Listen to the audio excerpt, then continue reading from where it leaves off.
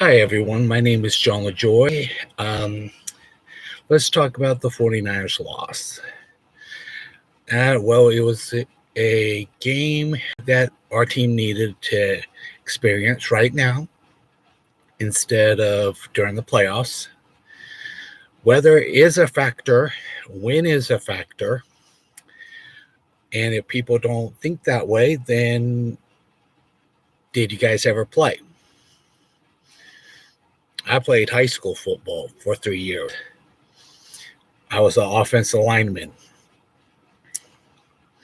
So it's basically where you get your wins or you get your losses, win or lose. And basically where you have to learn from your mistakes.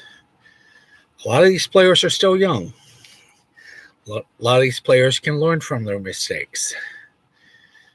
They ain't no Joe Montana, Steve Young, Jerry Rice, or Aaron Rodgers and that type of stuff. We got to give these people time and patience. Like basically like with Jake Moody's situation, he only missed a few kicks. And if you're thinking, oh, we need to bring in Robbie Gould. No, we don't. Because Robbie Gould costs so much money.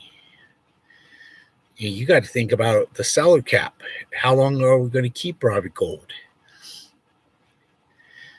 And right now, Jake Moody is our best option. During basic college records that I have looked up and found out that Jake Moody has a higher percentage over Robbie Gould. So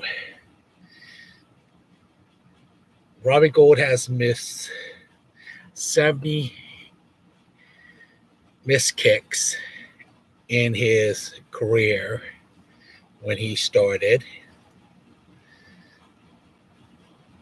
And with the last season that he did, basically from 2025 to now, his last season was last year. His last season, he missed 5 kicks. The thinking. And basically, he went to Penn State College, Robbie Gould. Jake Moody went to Michigan. And you don't think Michigan, basically John Harbaugh did not have Robbie Gould come out there and to try to teach Jake Moody some of this kicking magic that Robbie Gould had? So attempts kicked by Robbie Gould was 276 of 323. Jake Moody in college for 4 years. His percentage, no, that would be last year's percentage for him would be 92.8% for last year. Longest kick that is a record is 69 yards. And he has hit 26 of 28.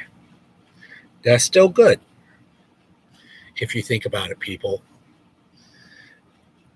So there is a difference, youth over veteran, but rookies are allowed to make mistakes.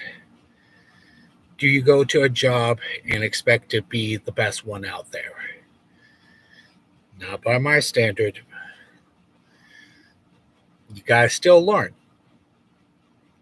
and figure out what you can do to make the job easier.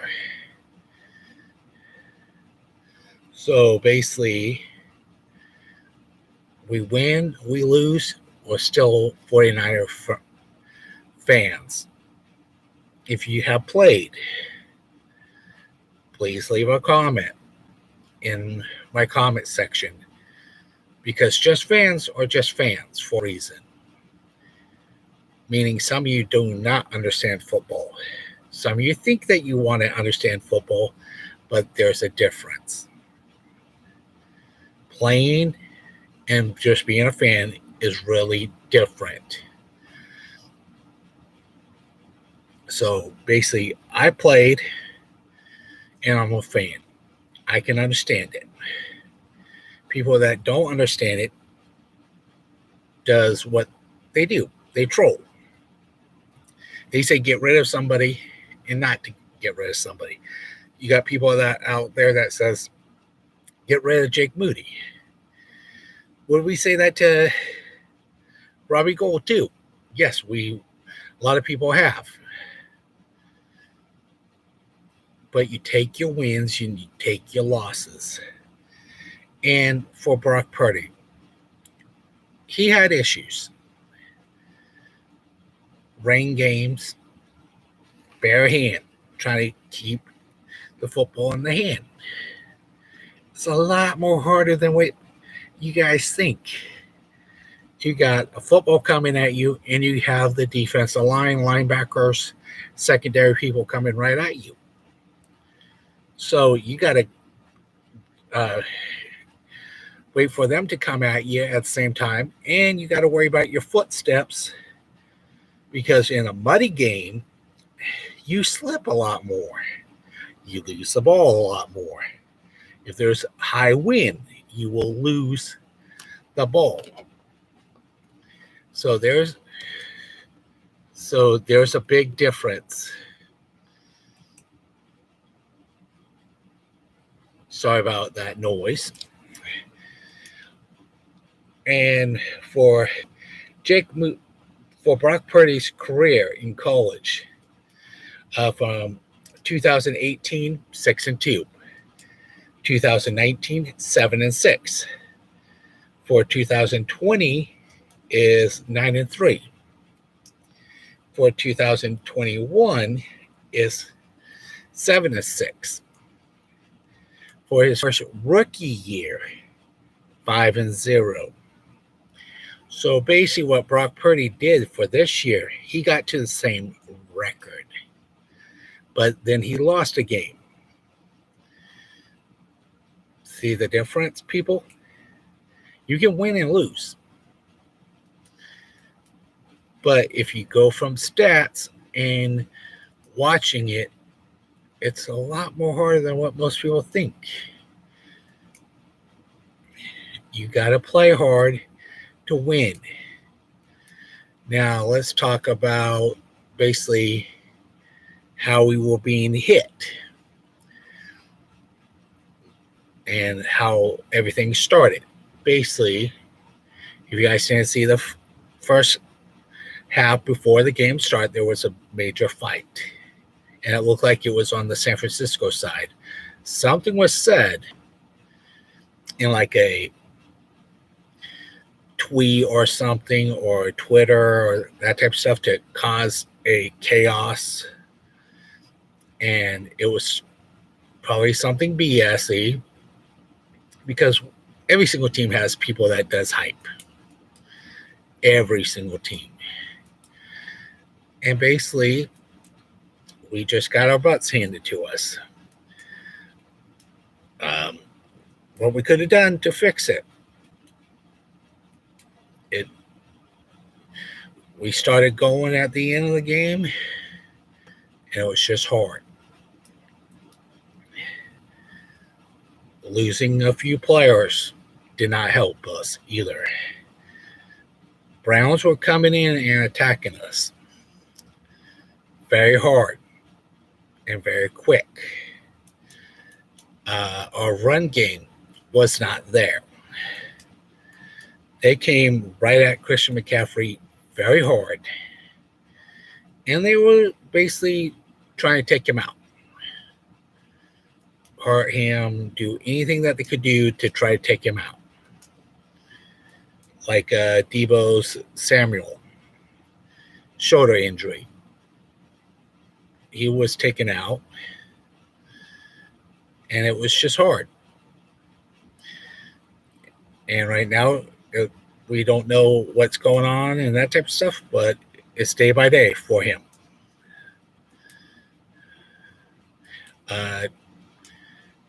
Big Trent Williams, day by day, ankle injury. The one that may come back or may be out will be CMC. So it's a waiting process right now. We got to get our guys healthy again. Right now is the perfect time for injuries.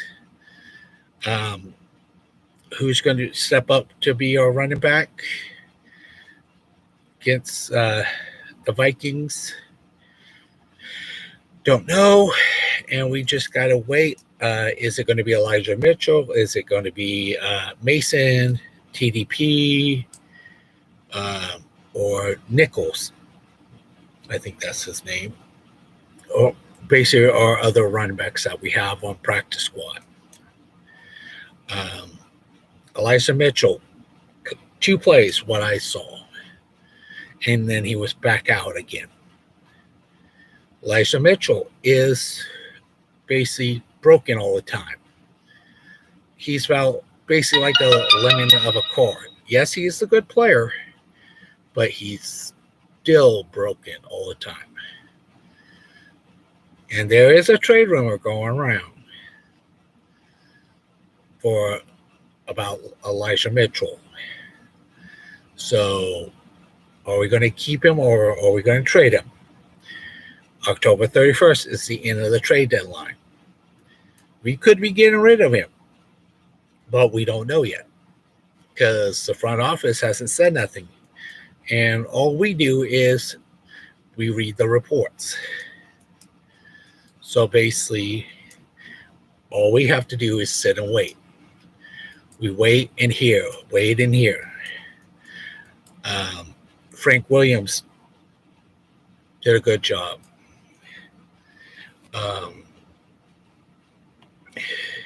Nick Bosa, Hargrave, Ryan Gregory did a great job this week. Some players did good, and then you got the players that wasn't good. Basically, it was an off day for everybody.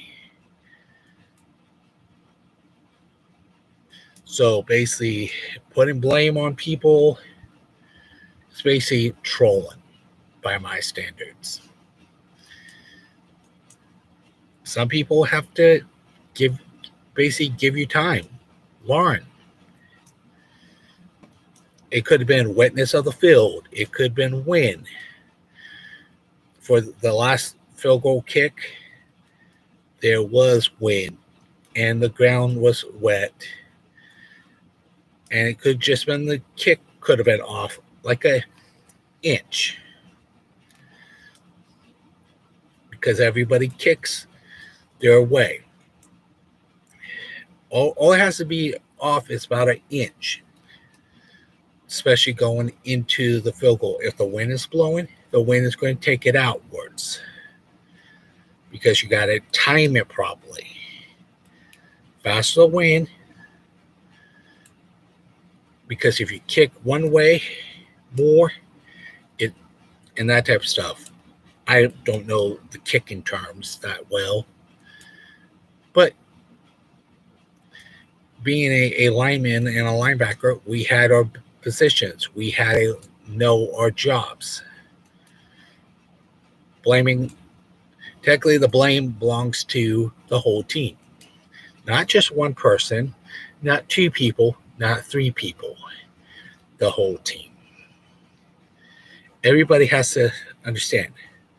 You blame one person, and that person blames another person. You want to be able to, if you're going to put blame on somebody, you put blame on everybody. Not just one. You do the whole team. Everybody messed up. Coaches mess up. Players mess up. Refs mess up. Especially the amount of penalties that we had. Everybody mess up in a football game. So it's better to think about it instead of getting mad about it. I can say I was a little bit upset on Sunday. That's why I didn't podcast my feelings yet. I thought about it for a while and thinking these guys are still young. Most of them are in their 20s, 30s. But the other thing is, where was George Kittle? Where was Juszczyk? Where was Brandon Ayuk? Yes, throws to Brandon Ayuk was over his head. He wasn't catching. Something was going on in that department. Um, Jennings, where was he at? Ray McLeod. Um, did we really see Ronnie Bell come in to try to put some numbers up? He could have been out there, but we don't know. And our other tight ends that we had on the roster, what were they doing their jobs? Block downs, yes, but was their balls being thrown their way? Were they going to do anything? Once in a while, they do something great. Once in a while, but the difference is they are basically not there half the time. They're basically invisible to the team. But where was our George Kittle? Was it too hard for him to get out? We don't know. We have to see what happens for the Vikings game now. But it wasn't that bad of a loss. 2 points are not that bad. Basically, it's just a field goal. But it was just a good fight. Browns came out and handed us our first out. So basically, we just learned something about everybody on our team. Hi, Brian Cope. How's it going, buddy? Started the show about Robbie Gould and Jake Moody, sats, basically, and that type of stuff. Hope you're enjoying the show, bud. And that type of stuff.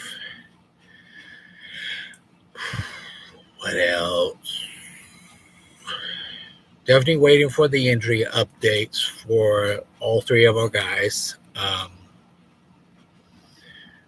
Hope we get Greenlaw back because he was one of our missing links in the game. And it was just a weird game. Totally weird. We got to support our team, especially our young guys. Help them out for veterans and just make them better. Train them harder. Teach them. From our coach down to our rookie players. We got to help them.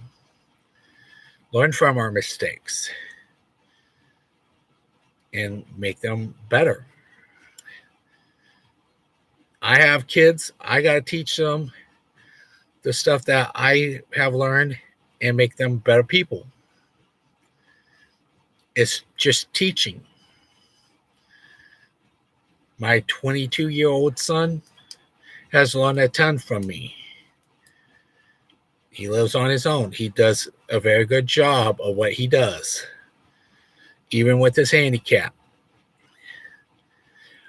But everything, you can basically get better and learn harder. Work harder. It's the willpower to win. And being strong is a good thing. And basically, we got to learn from our mistakes, get better. Brock Purdy did have an interception. That could have been because of weather. It could have been anything that made it turn weird. But I got a funny feeling Jake Moody will do good in the next game. Same with Brock Purdy. Because when you get one loss, you do not want another loss at all. You want to win. For my 14-year-old son that plays football right now, from 7th grade to 8th grade football, 7th grade, they lost every single game. All they can do is learn from their mistakes. 8th grade football, they have already had 2 games, and they lost both games. All you can do is learn from the mistakes and try to get better. Work harder. Just learn. And I know Jake Moody's looking at video. I know Brock Purdy's looking at video of seeing what they could do to make it better. Learn. Be capable of getting better. And at least we are still number 1 in our division. We ain't the Arizona Cardinals with 1 win, 5 losses. At least we ain't in the same division as the Carolina Panthers, 6-0, 0-6 record. They lost every single game. Every single of our division, we have got a lot of 5-1s in all the divisions. There's a few divisions that has lower records than we do. Lot of pieces. Right now, it's us, the Lions, Chiefs, Eagles, and that type of, and those people. We still got good records. It's how we finish the rest of the season. We still got a lot of football, and we just have to give it time.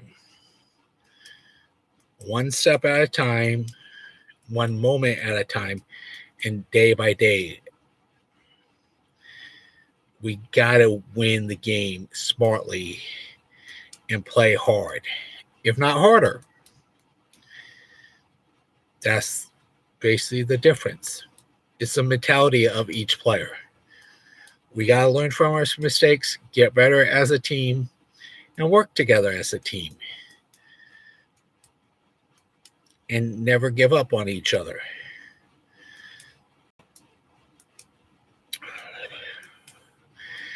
And I do have a few other shows that will get uploaded later with special guests. Hope you guys will enjoy that.